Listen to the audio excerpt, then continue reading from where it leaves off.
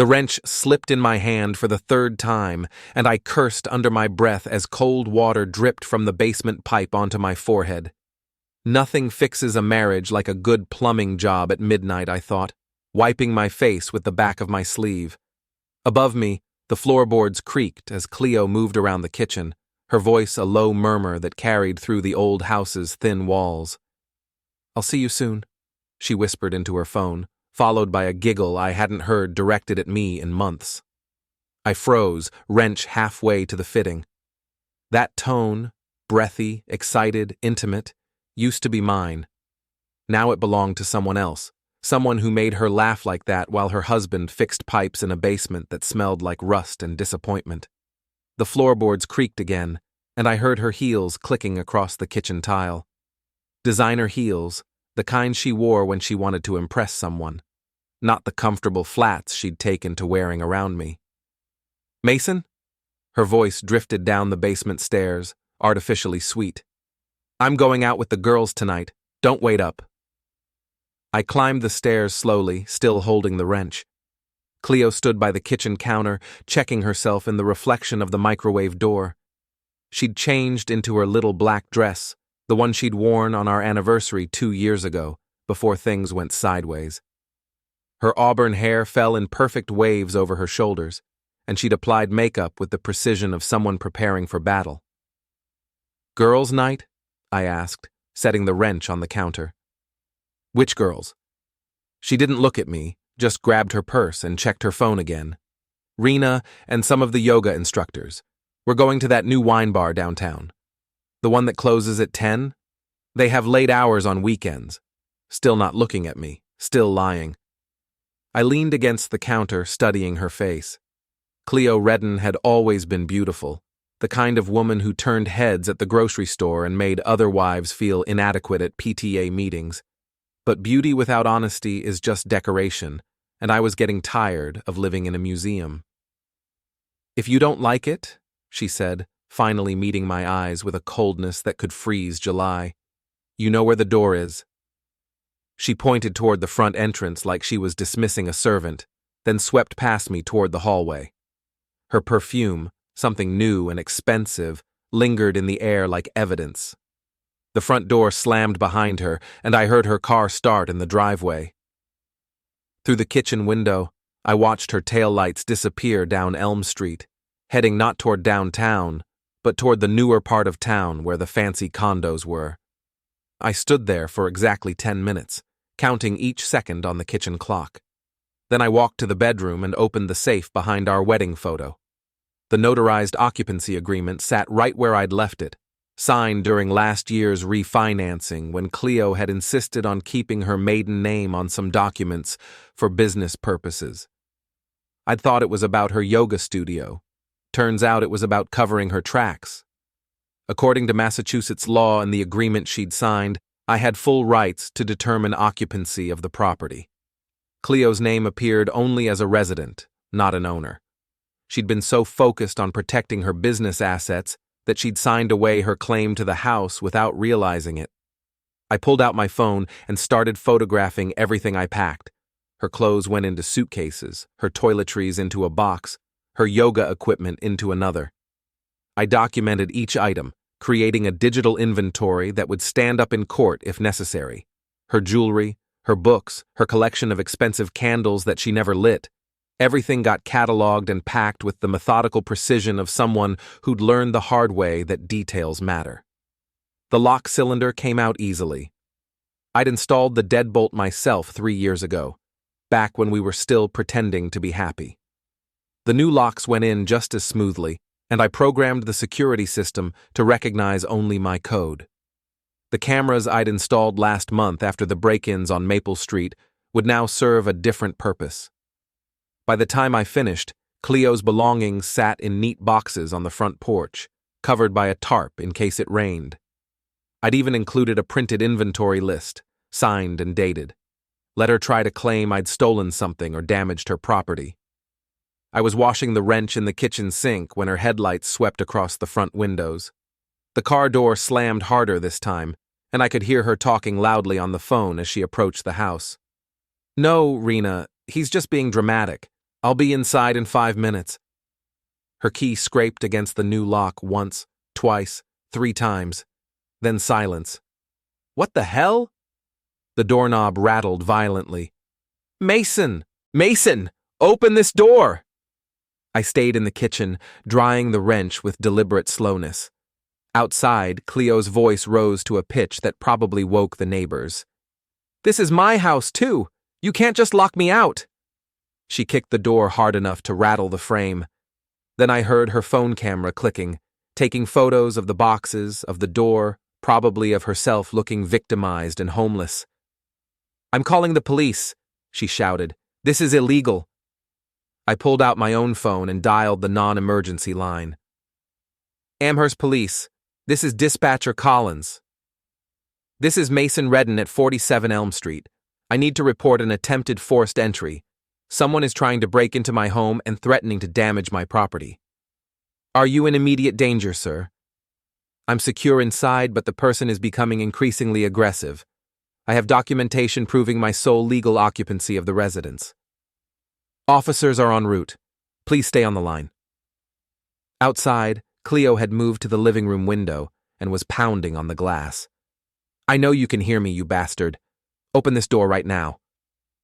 Mrs. Elkins from next door had turned on her porch light and was watching from behind her curtain. Across the street, the Hendersons' upstairs light came on. Cleo was giving them quite a show. Sir, can you email your occupancy documentation to our dispatcher while we're en route? Already sent, I said, having forwarded the agreement and photos to the email address they'd given me months ago when I'd reported the neighborhood break-ins. The police cruiser's headlights appeared at the end of Elm Street exactly 12 minutes later. Officer Brenda Walsh stepped out, a no-nonsense woman in her 40s who'd grown up 3 streets over and had probably seen every variety of domestic drama this town could produce. Through the window, I watched her approach Cleo, who immediately launched into what I assumed was a carefully rehearsed victim speech. Cleo pointed at the boxes, at the door, at the house in general, her gestures becoming more animated as she spoke. Officer Walsh listened patiently, then walked to the front door and knocked. Mr. Redden, this is Officer Walsh. Can you come to the door, please? I opened the door but left the chain engaged. Good evening, officer. Is there a problem? Your wife says you've locked her out of her home and put her belongings outside. Ex-wife, as of tonight, and this is my home. I have the documentation to prove it. Can you show me that documentation? I unhooked the chain and stepped onto the porch, handing her a folder containing copies of everything. The occupancy agreement, the deed, the refinancing paperwork, even the security system contract in my name only. Officer Walsh reviewed the documents with the thoroughness of someone who'd learned not to take sides in domestic disputes. Behind her, Cleo stood by her car, arms crossed, shooting me looks that could melt steel. These appear to be in order, Officer Walsh said finally. Mrs. Redden, according to this documentation, you don't have legal standing to demand entry to this residence. That's impossible, Cleo's voice cracked. I've lived here for 6 years. As a resident, not an owner. There's a difference under Massachusetts law. But my things are right here, properly packed and inventoried. I handed Officer Walsh the list I'd prepared. Everything she brought into the marriage, plus anything she purchased with her own funds. I've been very careful to respect her property rights. Cleo stared at the boxes like they contained evidence of some crime she couldn't quite identify. You can't do this. This is harassment. Actually, Officer Walsh said, Mr. Redden has followed proper legal procedures. You'll need to make arrangements for somewhere else to stay tonight. But I live here. Not according to these documents, you don't. I watched Cleo's face cycle through disbelief, anger, and finally calculation. She was already planning her next move, probably involving lawyers and social media posts about what a monster I was. I'll need to get some things from inside, she said. Everything that belongs to you is right there, I replied. I was very thorough. My grandmother's ring, box number 3, wrapped in tissue paper, along with all your other jewelry. She opened the box with shaking hands, found the ring, and stared at it like she couldn't believe I'd actually included it. "Ma'am, you'll need to collect your belongings and vacate the property," Officer Walsh said. "If you have questions about the legality of this situation, you can consult with an attorney on Monday." Cleo loaded the boxes into her car with violent efficiency, slamming each one into the back seat like she was punishing it for existing. When she finished, she turned to face me one last time. "This isn't over," she said. "Yes, it is." She got in her car and reversed out of the driveway fast enough to leave rubber on the asphalt. I watched her taillights disappear toward downtown, probably heading to Rena's apartment to plan whatever came next. "You might want to consider changing your phone number too," Officer Walsh suggested, "and maybe document any further contact attempts." "Already planned on it." She handed me her card. "Call if she comes back tonight. Sometimes these situations escalate." I went back inside and locked the new deadbolt behind me. The house felt different already, lighter somehow, like a pressure I hadn't noticed was finally gone. I walked through the rooms, seeing them clearly for the first time in months. This was my space now, my rules, my life. In the kitchen, I picked up the wrench and headed back to the basement. That pipe still needed fixing, and I had all the time in the world to do it right. The next morning hit me like a construction site at dawn, loud, harsh, and full of problems that needed solving. I'd slept better than I had in months, which probably said everything about the state of my marriage. The coffee tasted better, too, though that might have been because I could actually enjoy it without listening to Cleo complain about the brand I bought. My phone had 17 missed calls and 43 text messages, all from Cleo. I scrolled through them while eating toast that didn't have to be gluten-free, organic, whatever. The messages started angry, moved to desperate, and ended with threats about lawyers and police reports. I screenshotted each one and saved them to a folder labeled Evidence. At 8:30, I drove to the Iron Tap. Most people don't drink coffee at a bar, but the Iron Tap wasn't most places. It opened at 7 for the construction crews and factory workers who needed something stronger than caffeine to face another day. The owner, Big Jim Kowalski, served coffee until noon and beer after, with a brief overlap period for people whose days were ending when everyone else's were beginning. The morning crowd was my crowd, guys with calloused hands and practical vehicles who understood that sometimes life hits you with a sledgehammer and you've got to hit back. They looked up when I walked in, and I could tell from their faces that the news had already made the rounds.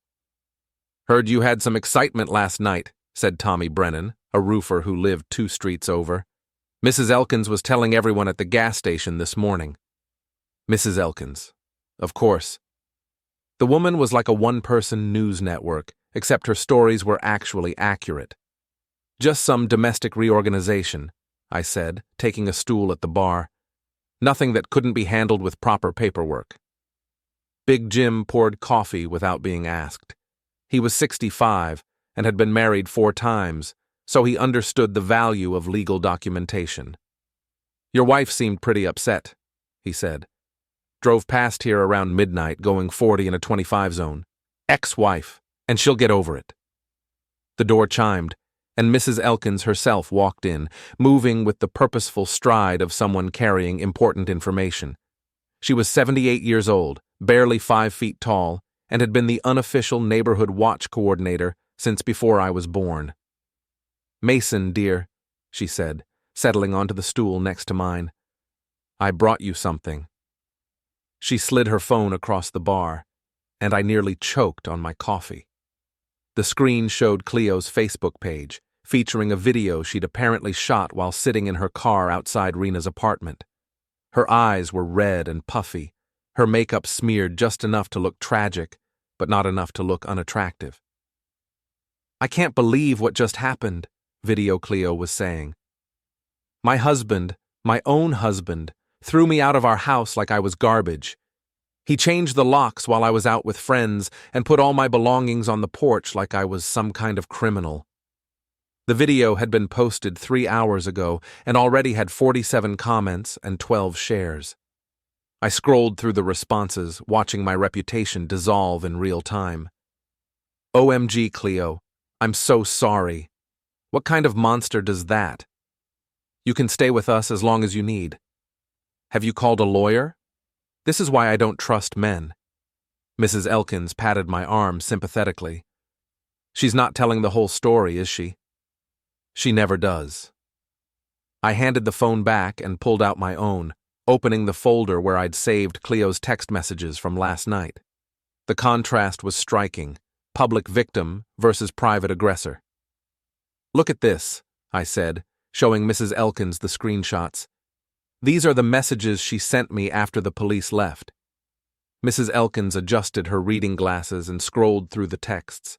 Her eyebrows climbed higher with each message. You'll regret this, you pathetic loser, she read aloud. I'm going to ruin your life.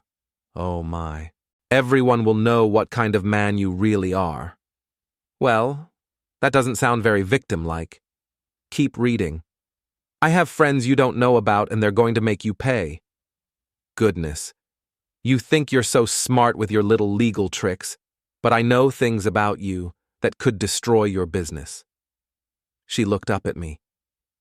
What could she possibly know about your construction business? Nothing. She's fishing. Big Jim leaned over to read the messages, and his expression darkened. This is harassment, Mason. You should report this. I'm documenting everything. Let her dig her own grave. The door chimed again, and Will Morrison walked in, still wearing his work clothes from the night shift at the paper mill. Will was my size but built like a linebacker, the kind of guy you wanted on your side when things got complicated. Heard you had a party last night, he said, dropping onto the stool beside me. Sorry, I missed it. Just a small gathering. Police, neighbors, some cardboard boxes. Very intimate. Cleo's telling everyone you abused her, Will said. Got a call from my wife this morning. Apparently it's all over social media. I showed him Mrs. Elkins's phone, then my own screenshots. Will read through everything with the careful attention of someone who'd been through his own messy divorce 5 years earlier. She's playing the victim game, he said finally. Classic move. Make herself look innocent, and you look like the bad guy. Except she's not as smart as she thinks she is. Mrs. Elkins was still scrolling through the Facebook comments, making little disapproving noises. Oh, this is interesting. Look at this comment from someone named Chad. She held up the phone, and I read the comment that had appeared 20 minutes ago. Cleo, you know you can stay with me anytime. You deserve so much better than this. Call me. The name meant nothing to me, but something about the tone made my teeth clench. Too familiar, too intimate, too much like someone who'd been waiting for exactly this opportunity. Who's Chad? I asked. Mrs. Elkins was already typing on her phone with surprising speed for someone her age. Let me check. Chad Loring, personal trainer at that fancy gym where Cleo works. Very handsome, if you like that sort of thing. She showed me his profile picture. A guy about my age with perfect teeth, perfect hair, and the kind of sculpted physique that came from spending more time in front of mirrors than construction sites. He was shirtless in most of his photos, flexing in ways that suggested he'd never done actual physical labor in his life. Interesting timing, Will observed. Guy just happens to be available to comfort your wife at midnight? Ex-wife, and yeah, very interesting. I scrolled through Chad's recent posts, finding exactly what I expected. Gym selfies, protein shake recommendations, and motivational quotes about living your best life and not settling for less than you deserve. The kind of guy who thought profound wisdom came from fortune cookies and bumper stickers. But there was something else. In the background of one of his gym photos, I could see a familiar auburn-haired figure doing yoga poses. The photo was dated 3 weeks ago, tagged at Elite Fitness Studio, Cleo's workplace. Well, I said, showing the photo to Will. Look who's been working out together. Will studied the image, then looked at me with the expression of someone who just figured out the punchline to a joke that wasn't funny. How long you think this has been going on? Long enough for her to have backup housing arrangements ready. Mrs. Elkins was still investigating, her fingers flying over her phone screen. According to his check-ins, Mr. Loring has been at Elite Fitness Studio quite frequently over the past 2 months. Almost every day Cleo was scheduled to work. You're like a private investigator, I told her. I prefer concerned neighbor. But I do have excellent Wi-Fi and plenty of time. My phone buzzed with a new text from Cleo. I know you're reading about me online. This is just the beginning. You have no idea what you've started. I showed the message to Will, who shook his head. She's really not helping herself, is she? Narcissists never do. They can't help themselves. Big Jim refilled my coffee and leaned against the bar. So what's your next move? Nothing dramatic. Just going to let her keep talking while I keep documenting. She'll hang herself with her own rope. And what about Chad? I looked at the personal trainer's profile photo again. That smug smile, those perfect abs, that complete lack of awareness that he'd just inserted himself into a situation he didn't understand. Chad's about to learn that some workouts are harder than others. Monday morning brought rain and revelation. I was replacing rotted deck boards at the Morrison job site when Will pulled up in his truck, grinning like he'd won the lottery. You're going to love this, he said, climbing out with his phone already in hand. My wife's been doing some social media detective work. I set down my circular saw and wiped sawdust off my hands. Will's wife, Jennifer, worked as a dental hygienist and had the kind of methodical mind that made her excellent at both root canals and internet research. What did she find? Chad Loring isn't just Cleo's trainer. According to his Venmo history, which the genius left public, she's been paying him for private sessions 3 times a week for the past 2 months. He showed me the screenshots Jennifer had taken. Payment after payment, always the same amount, always with comments like, "Thanks for the workout," and "Best trainer ever." The payments were scheduled for times when I was typically at work. Tuesday mornings, Thursday afternoons, Saturday evenings when I was usually doing estimates for weekend jobs. Private sessions? I repeated. How much? $150 each time. That's $450 a week, $1,800 a month. I felt something cold settle in my stomach. That's coming out of our joint account. Gets better. Jennifer found his Instagram stories from last week. Look at this. The Instagram story showed Chad at an expensive steakhouse downtown, toasting someone off camera with champagne that probably cost more than I made in a day. The caption read, "Celebrating with my favorite client. Some workouts deserve rewards." The timestamp showed Saturday night, the same night Cleo had supposedly been at a girls' night that ended at 10. He's not very bright, is he? I said. Gym muscles, gym brain. But here's the really good part. Will scrolled to another screenshot, this one showing Chad's location check-ins over the past month. Elite Fitness Studio, various restaurants, a hotel in Springfield, and, most interesting, my street address on 3 different occasions when I'd been working late. He's been to your house? According to this, yeah, always on nights when you were doing the overnight security installations. I thought back to those nights, the bank jobs that required working after hours, when I'd gotten home at dawn to find Cleo already awake and dressed for her morning yoga class. She'd claimed she was excited about some new routines she wanted to practice. I'm an idiot, I said. No, you're a guy who trusted his wife. There's a difference. My phone buzzed with a text from an unknown number. This is Chad. We need to talk. I showed it to Will, who laughed out loud. Oh, this is going to be fun. I typed back, about what? The response came immediately. About Cleo, and about you backing off. Backing off from what? She's with me now. Accept it and move on. I stared at the message, feeling something shift inside my chest. Not anger exactly, something colder and more focused. Will, I said, how do you feel about doing a little surveillance work? I feel like it's about time. We spent the next hour planning. Will would handle the daytime reconnaissance while I was working, and I'd take the evening shifts. We'd document everything: where they went, how long they stayed, who else was involved. If Cleo wanted to play games, we'd make sure we understood all the rules. Tuesday afternoon, Will called with the first report. "They're at the Riverside Cafe," he said. "Been there for 2 hours. Very cozy table by the window, lots of hand-holding and intense conversation."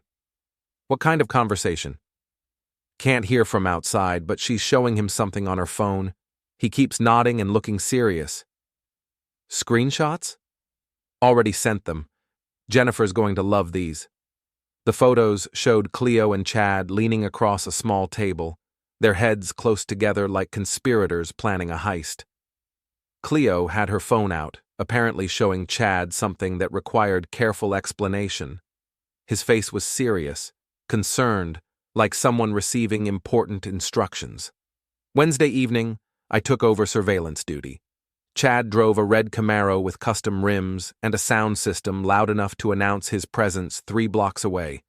He picked Cleo up at Rena's apartment at 7:30, and they headed to the elite fitness studio. I parked across the street and watched them through the large windows. The gym was officially closed, but they had keys. For the next hour, I watched them do exercises that definitely weren't in any fitness manual I'd ever seen. Thursday morning brought another text from Chad. "Cleo told me what you did to her. Real men don't throw women out on the street." I replied, "Real men don't sleep with other men's wives. Ex-wives. She left you because you're a loser. She left me because I caught her cheating." There was a long pause before his next message. "You can't prove anything." I sent him one of Will's photos from the cafe, followed by a screenshot of the Venmo payments. Another pause.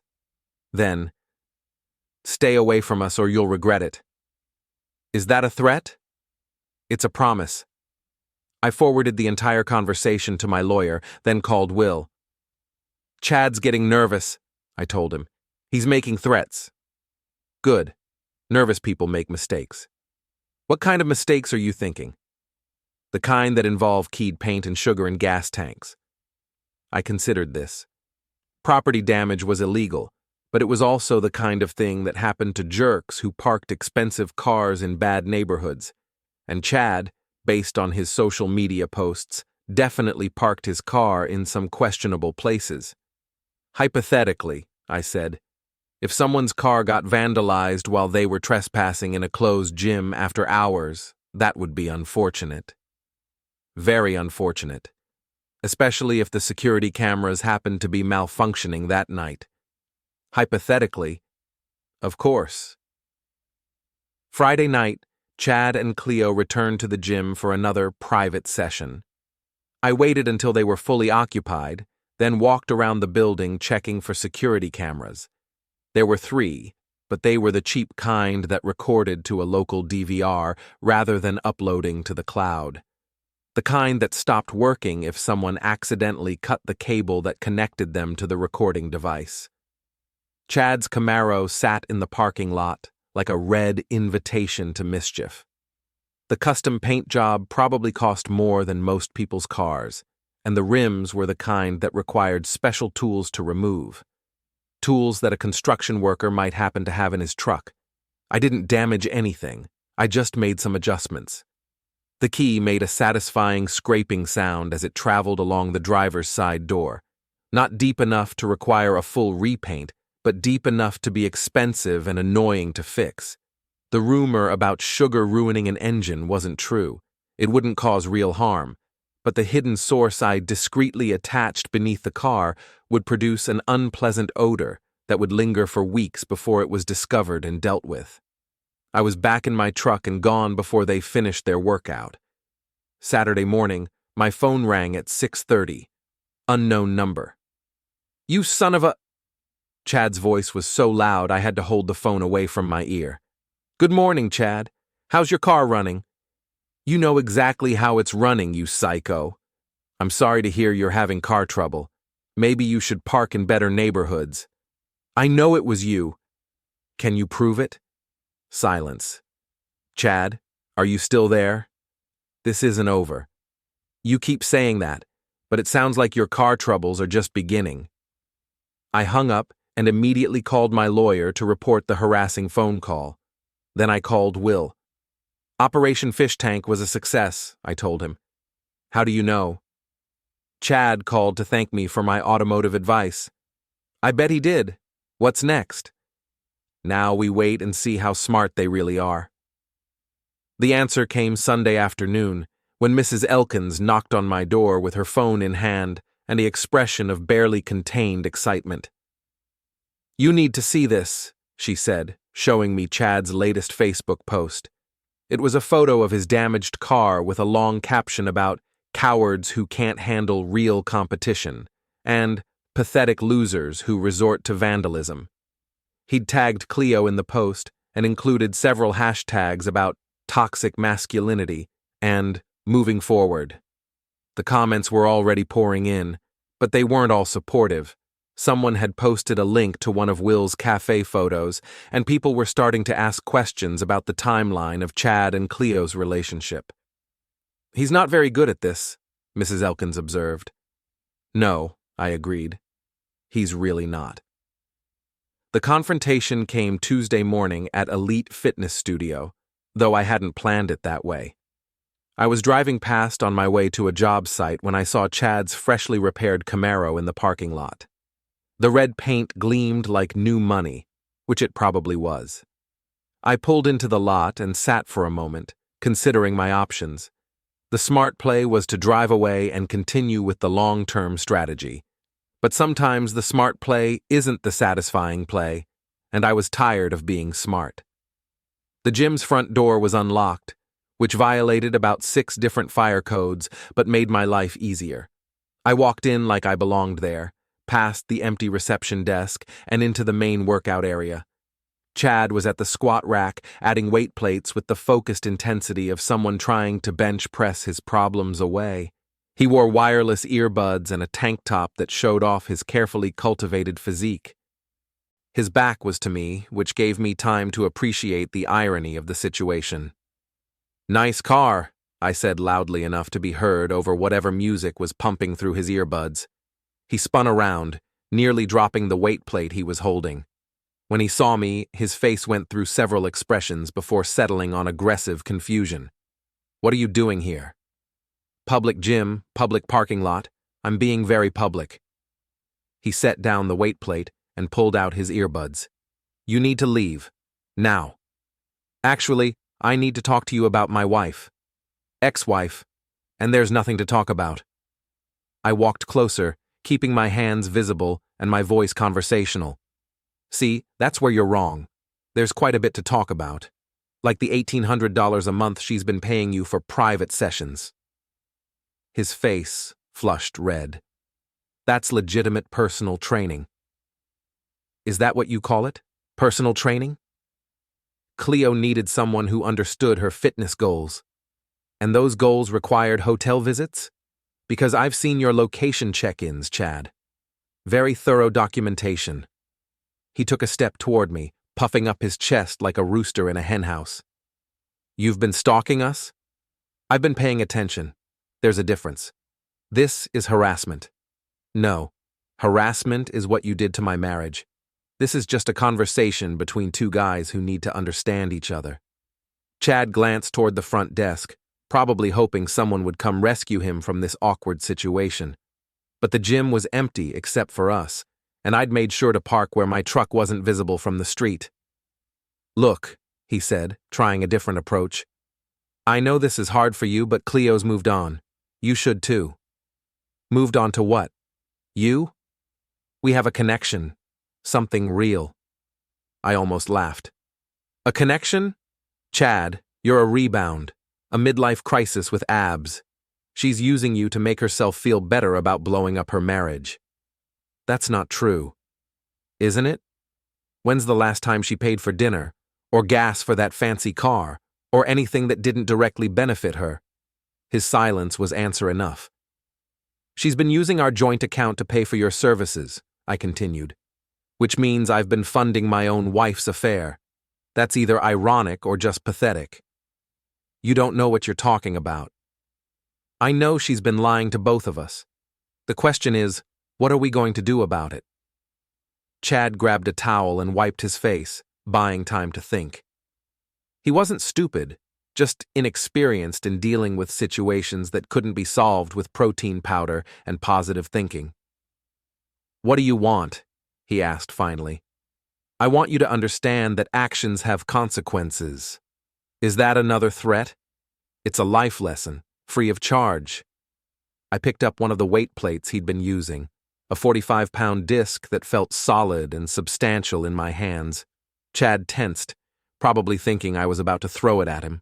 Instead, I examined it with the interest of someone considering a purchase. Nice equipment, I said. Expensive.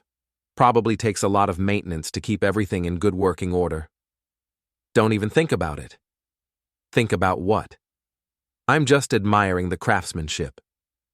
I set the weight down on the bench press bar, then added another one. The bar sagged under the load, metal creaking slightly. You know what I've learned in construction, Chad? Everything has a breaking point. Materials, structures, relationships. The trick is knowing how much pressure to apply. You're crazy. I'm methodical. There's a difference. I walked over to the water fountain and filled a paper cup, taking my time. Chad watched every movement, unsure whether I was planning violence or just wasting his time. Here's what's going to happen, I said, crushing the paper cup in my hand. You're going to stay away from my ex-wife. I can't do that. Sure you can. You'll find it's easier than you think. She needs me. She needs therapy. You're just enabling her worst impulses. I walked toward the exit, then stopped and turned back. Oh, and Chad, you might want to check your car insurance policy. Make sure you're covered for comprehensive damage. You never know what might happen in a parking lot. Are you threatening my car again? I'm suggesting you read the fine print. Parking lots can be dangerous places. I left him standing there, probably trying to figure out whether I'd actually threatened him or just given him some friendly advice. The ambiguity was intentional. Let him wonder what I might do next. Outside, I walked past his Camaro without touching it. Sometimes the threat of action is more effective than action itself. Chad would spend the next few days checking his car obsessively, jumping at every sound, wondering when the other shoe would drop. My phone rang as I was driving away.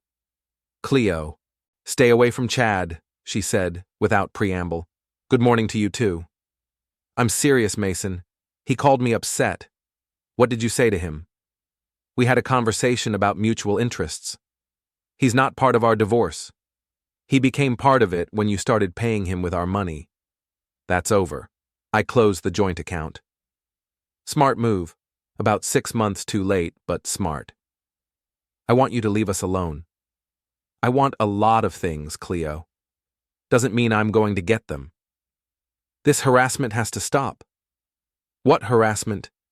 I had a conversation in a public place with someone who's been involved in my personal life. That's called communication. You threatened him. I educated him. Again, there's a difference. She was quiet for a moment, probably trying to figure out her next move. Cleo had always been tactical, but she'd never dealt with an opponent who refused to play by her rules. If you don't stop this, I'll get a restraining order, she said finally. Based on what? Having a conversation? Good luck with that.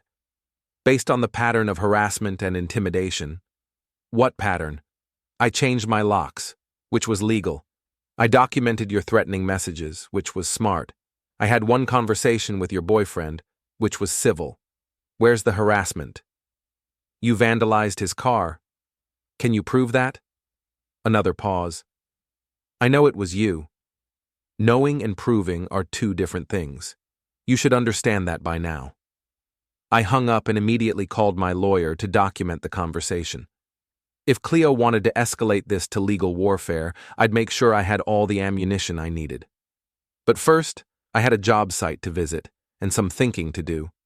Chad had been easier to rattle than I'd expected, which meant he was probably going to do something stupid soon, and when he did, I wanted to be ready to take advantage of it.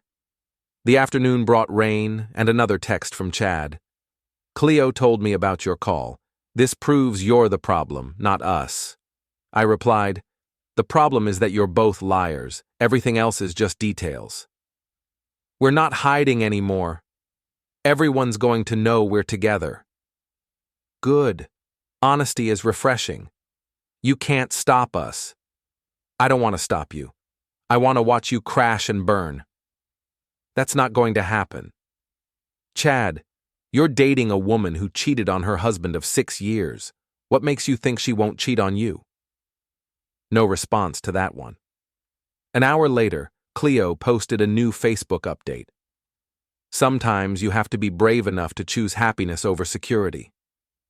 Excited to start this new chapter with someone who truly appreciates me." The post included a photo of her and Chad at some restaurant, holding hands across a candlelit table. She looked radiant. He looked like he'd won the lottery. The comments were predictably supportive, at least from people who didn't know the whole story. But I noticed that several of our mutual friends had liked the post without commenting. The social media equivalent of diplomatic silence. Mrs. Elkins called 20 minutes later. "Did you see Cleo's announcement?" she asked. "Hard to miss. The timing is interesting. Very soon after your conversation with Mr. Loring." Coincidences happen. In my experience, coincidences usually involve poor planning. She was right. Cleo and Chad were moving too fast, making their relationship public before they'd thought through the implications. They were emotional, not strategic, which meant they were about to make mistakes I could use. The town of Millbrook had exactly one place where everyone eventually showed up: Hannigan's Market on Main Street. It sold everything from groceries to hardware to gossip, and the gossip was always the freshest item in stock. Which is why I wasn't surprised to run into Rena Castellanos in the produce section Thursday evening.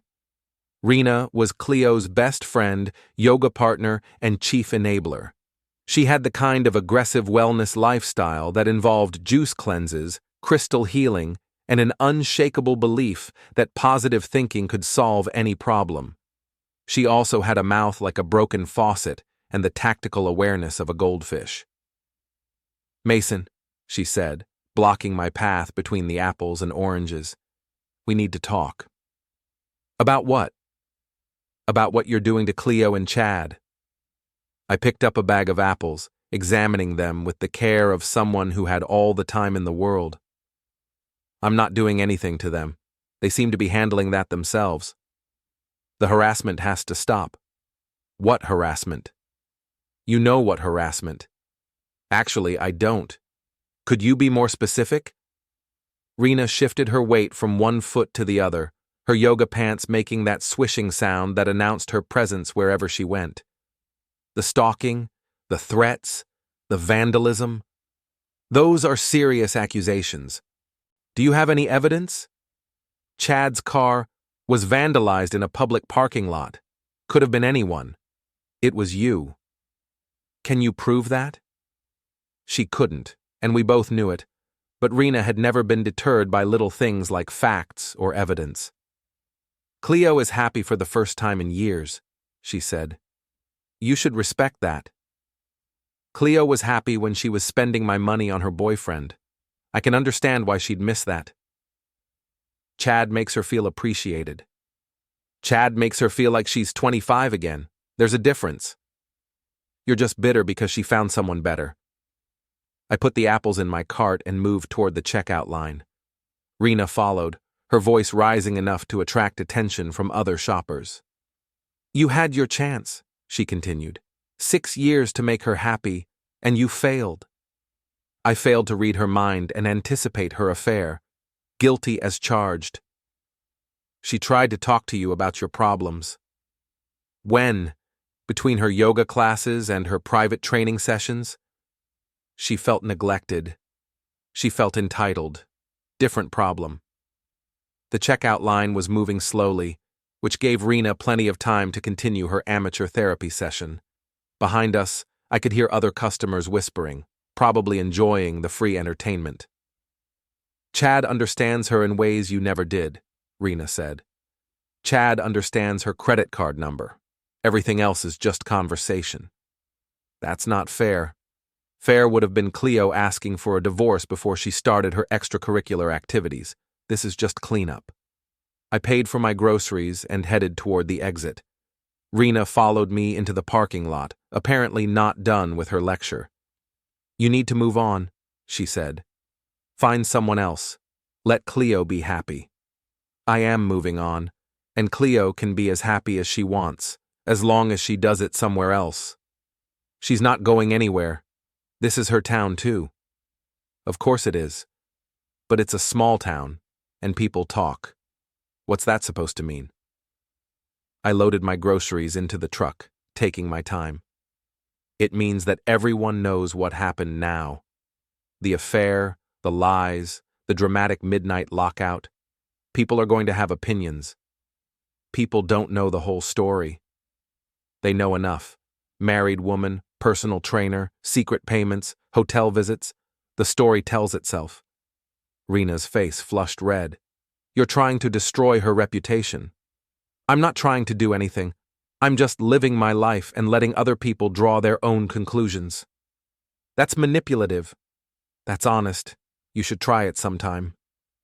I drove home thinking about reputation and consequences. In a small town, your reputation was currency, and Cleo had just spent hers very publicly. The Facebook announcement might have looked brave and romantic to her yoga friends, but to everyone else, it looked like exactly what it was, a woman flaunting her affair. Friday morning brought vindication in the form of a phone call from Jennifer Morrison. You need to hear what happened at the school pickup yesterday, she said. Jennifer's daughter was in the same class as the Hendersons' kid, which put her at ground zero for parental gossip. And apparently, the parents had opinions about Cleo's new relationship status. Linda Henderson was telling everyone about the police visit to your house, Jennifer continued. But then someone brought up Cleo's Facebook post, and the mood shifted pretty quickly. Shifted how? Let's just say that flaunting your affair doesn't play well with the PTA crowd, especially when people start doing math and realizing how long it's been going on. People are good at math when they're motivated. Sarah Chen actually said it out loud. So she was cheating on her husband, and then tried to make him look like the bad guy when he found out? It got very quiet after that. Small towns had their own justice system, and it was more effective than any court. Cleo might have won the initial sympathy vote with her victim performance, but the truth had a way of surfacing eventually. Saturday brought the next phase of consequences. I was replacing a kitchen faucet when Will called with news from downtown. You're going to love this, he said. Chad and Cleo just got thrown out of Riverside Cafe. Thrown out? For what? According to my source, they were having a very loud argument about money. Something about Chad expecting Cleo to pay for everything now that she doesn't have access to your joint account. Trouble in paradise? Sounds like it. The server said Chad kept talking about how expensive his car repairs were and how he couldn't afford to keep taking her to nice restaurants. Reality has a way of intruding on romance. Gets better. Cleo apparently told him that if he was a real man, he'd figure out how to support them both. He didn't take that well. I could picture the scene. Chad's carefully constructed alpha male image colliding with the reality of actually having to pay for things. He'd probably never dated a woman who expected him to be anything more than decorative. Where are they now? Drove off in separate cars. Chad went toward his apartment. Cleo went toward Rena's place. Separate cars. That's not a good sign for relationship stability. No, it's not. Sunday morning brought the inevitable social media fallout. Chad had posted a cryptic message about learning who people really are when times get tough and not being taken advantage of anymore. Cleo had responded with her own post about men who make big promises but can't deliver when it matters. They were fighting in public now, using Facebook as their battlefield, which meant their relationship was probably going to implode within the week. I was proven right. Tuesday afternoon, when Mrs. Elkins knocked on my door with breaking news. They broke up, she announced, very publicly in the parking lot of Elite Fitness Studio. Lots of shouting, some name-calling, and Chad driving away while Cleo threw her yoga mat at his car. What was the fight about? According to my source, Chad told Cleo he wasn't going to be her sugar daddy anymore, and she told him he was a pathetic man-child who couldn't handle a real woman. Harsh, but accurate on both sides. She's staying with Rena indefinitely. Chad has apparently blocked her on all social media. I felt something that might have been satisfaction, if satisfaction could be mixed with exhaustion and a lingering sense of disappointment in human nature. So it's over? For now. But Cleo doesn't handle rejection well. I suspect there will be more drama before this is finished. Mrs. Elkins was right, as usual. Cleo didn't handle rejection well, and she especially didn't handle being wrong in public, which meant that while one problem had resolved itself, another was probably just beginning. But for the moment, I was content to enjoy the quiet. Chad was out of the picture, Cleo was someone else's problem, and I could focus on rebuilding my life without worrying about what they were plotting together. Of course, in a small town, quiet never lasted long. The final confrontation came on a Wednesday evening at the Iron Tap, though I should have seen it coming sooner. Cleo had been out of sight for 3 days since the breakup with Chad, which in her case usually meant she was planning something that required preparation. I was finishing a beer and catching up with Big Jim about the Red Sox when she walked in wearing her best dress and the kind of determined expression that meant someone was about to have a very bad night. Behind her came Rena and 2 other women I recognized from the yoga studio, her backup singers for whatever performance she had planned. The bar went quiet the way small-town bars do when drama walks through the door. Everyone pretended to mind their own business while actually paying very close attention to what was about to happen. "Mason," Cleo said, loud enough for everyone to hear. "We need to talk." "About what?" "About what you've done to my life." I took a sip of beer and considered my options. I could leave, which would look like retreat. I could engage, which would give her the public confrontation she was obviously seeking. Or I could let her talk and hang herself with her own words. "I'm listening," I said. "You've systematically destroyed my relationship, my reputation, and my peace of mind. I changed my locks and documented your harassment, everything else you did to yourself. You turned the whole town against me. I didn't have to turn anyone against anything. People have eyes." She stepped closer, her voice rising to the pitch that used to make me give in just to avoid a scene. "You manipulated everyone into thinking I'm the bad guy. Cleo, you had an affair. You lied about it for months. You tried to make me look like an abuser when I found out. You flaunted your relationship on social media. Which part of that did I manipulate? You could have handled it privately." "I tried to handle it privately. You're the one who made it public." Rena stepped forward, apparently deciding her friend needed backup. "You humiliated her." She humiliated herself. I just refused to pretend it didn't happen. "A real man would have fought for his marriage," one of the other yoga women added. "A real woman wouldn't have cheated on hers," Big Jim said from behind the bar. The woman flushed red and looked away. Score 1 for Big Jim. Cleo tried a different approach, switching to the wounded victim voice that had worked so well in her Facebook video. "I made a mistake, Mason. People make mistakes. That doesn't mean you had the right to destroy my life." "I didn't destroy your life. I ended my participation in it. You turned Chad against me. Chad turned Chad against you. All I did was point out some uncomfortable truths. You vandalized his car. Can you prove that? Everyone knows it was you. Knowing and proving are different things. You should have learned that by now." She was getting frustrated, which meant she was about to say something stupid.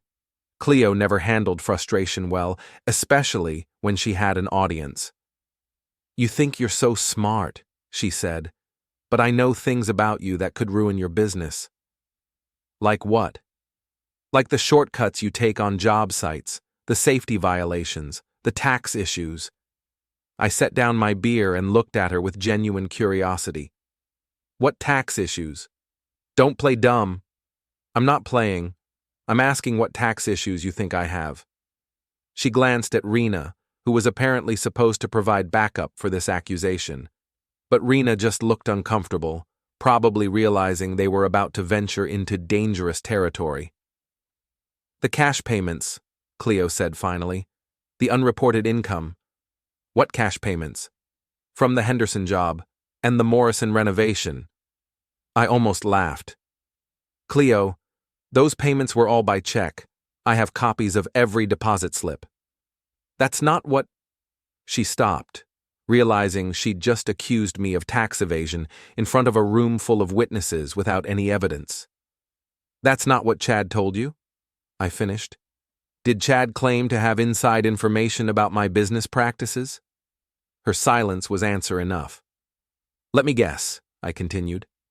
Chad told you he could help you get revenge by reporting me for tax evasion. Except Chad doesn't know anything about my business, my taxes, or my clients. He just told you what you wanted to hear. He was trying to help me. He was trying to get back at me for embarrassing him, and you were gullible enough to believe him. The bar was silent now. Even the jukebox had stopped playing, though I couldn't remember when. You want to know what really happened here, Cleo? I said, standing up. You got bored with your marriage and decided to have an affair. When I found out, instead of apologizing or asking for a divorce, you tried to make me the villain. When that didn't work, you flaunted your relationship in public. When your boyfriend realized you expected him to support you, he bailed. And now you're here trying to threaten me with lies because you can't accept that your choices have consequences. That's not... You cheated. You lied. You got caught. You lost. That's the whole story. Rena stepped forward again. You don't have to be so cruel about it. I'm not being cruel. I'm being accurate. She's learned her lesson. Has she? Because 5 minutes ago she was threatening to file false reports about my business. That doesn't sound like someone who's learned anything. Cleo tried one more approach, switching back to the victim voice. I just want to move on with my life. Then move on. Nobody's stopping you. You've made it impossible for me to stay in this town. I've made it uncomfortable for you to stay in this town. There's a difference. People won't even talk to me anymore. That's not my fault.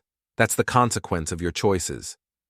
She looked around the bar, probably hoping to find a sympathetic face.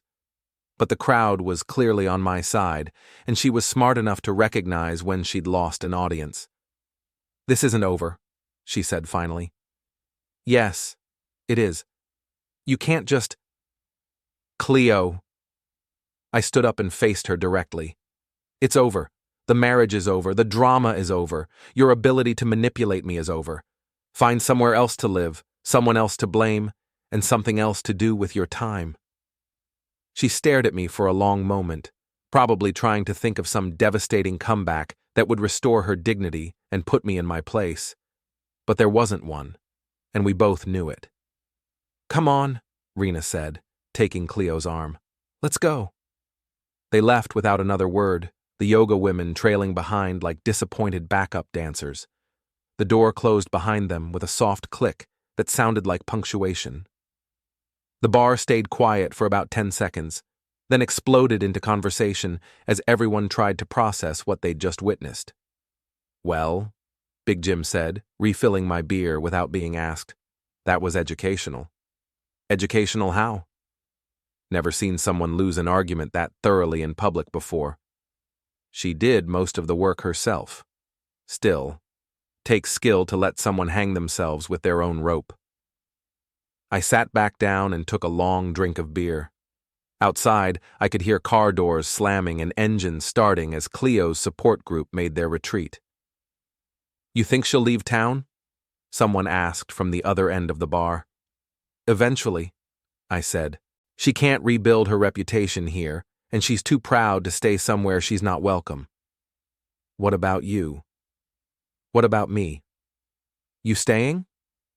I looked around the bar, at the familiar faces, the comfortable atmosphere, the sense of community that came from people who knew each other's stories and still chose to coexist. Yeah, I said. I'm staying. Mrs. Elkins appeared at my elbow, apparently having materialized from nowhere. That was very well handled, dear. Thank you. She'll try again, you know. People like Cleo don't give up easily.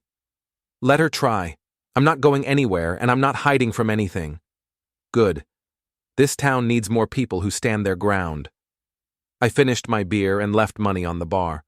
Outside, the evening air was cool and clean, carrying the scent of rain and possibility. My truck started on the first try, and the drive home took me past all the familiar landmarks that made this place worth fighting for. At home, I checked the locks, set the security system, and settled into my favorite chair with a book I'd been trying to finish for months. The house was quiet in the way that felt peaceful rather than empty. My phone buzzed with a text from an unknown number. You won't get away with this.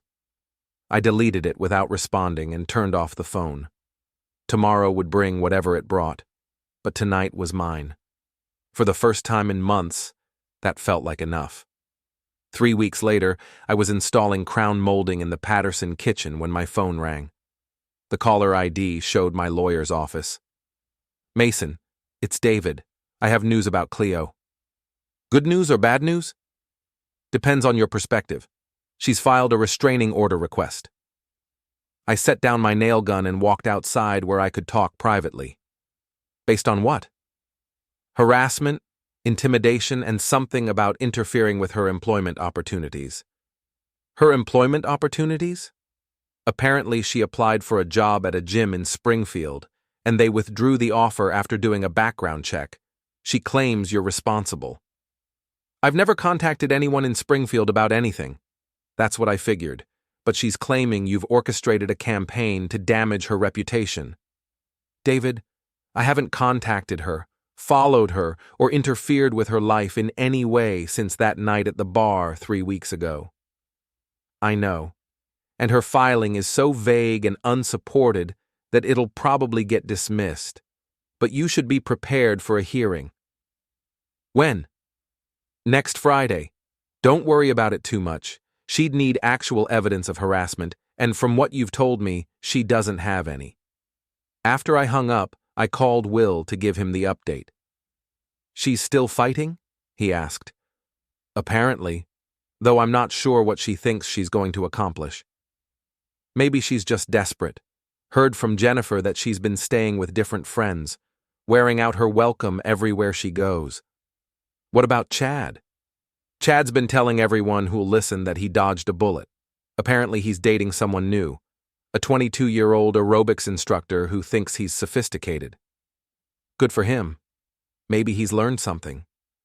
Doubt it. But at least he's someone else's problem now. The restraining order hearing turned out to be exactly what David had predicted, a waste of everyone's time. Cleo showed up with a folder full of printed social media posts and a timeline of events that proved nothing except that she'd been paying very close attention to my life. Your Honor, her lawyer said, Mr. Redden has engaged in a systematic campaign of harassment designed to isolate my client from her community and destroy her livelihood. What evidence do you have of this campaign? Judge Morrison asked. He changed the locks on their marital home without notice. Was he legally entitled to do that? Technically, yes, but he documented her threatening messages and shared them with law enforcement. That's harassment. No, that's self-protection. What else? He had a confrontational conversation with her boyfriend at a public gym. Was this conversation threatening or violent? It was intimidating. That's not what I asked. Was it threatening or violent? Not explicitly, but what else? The lawyer shuffled through her papers, clearly running out of ammunition. He's made it impossible for her to find employment in the area. How? Potential employers have withdrawn job offers after conducting background checks. Has Mr. Redden contacted any of these potential employers? Not directly, but his actions have created a situation where that's not evidence of harassment. That's evidence of consequences. Judge Morrison reviewed Cleo's filing for another few minutes, then looked up with the expression of someone who'd seen this movie too many times. Ms. Redden, she said, I understand that your divorce has been difficult, but difficulty is not grounds for a restraining order. You've presented no evidence that Mr. Redden has contacted you, threatened you, or interfered with your life in any illegal way.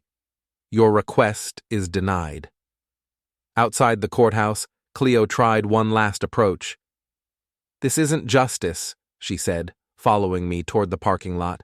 This is exactly justice. You've destroyed my life. I've ended my participation in your drama. There's a difference. I can't get a job anywhere in this area. That's not my problem.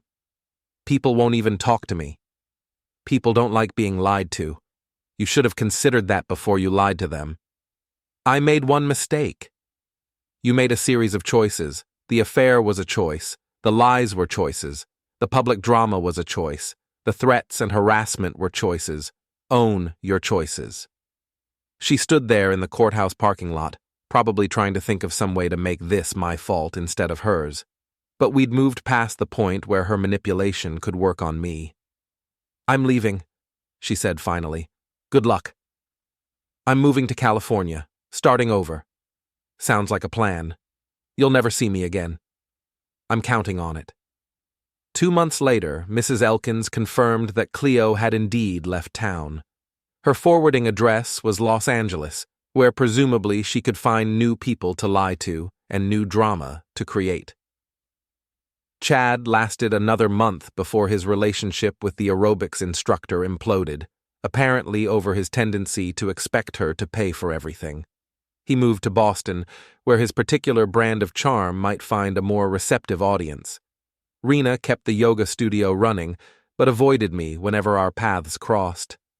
I was fine with that arrangement. As for me, I kept working, kept living in the house I'd fought to keep, and slowly rebuilt the life that Cleo's lies had nearly destroyed. The construction business stayed busy, my reputation recovered, and I learned to appreciate the simple pleasure of coming home to a place where nobody was plotting against me.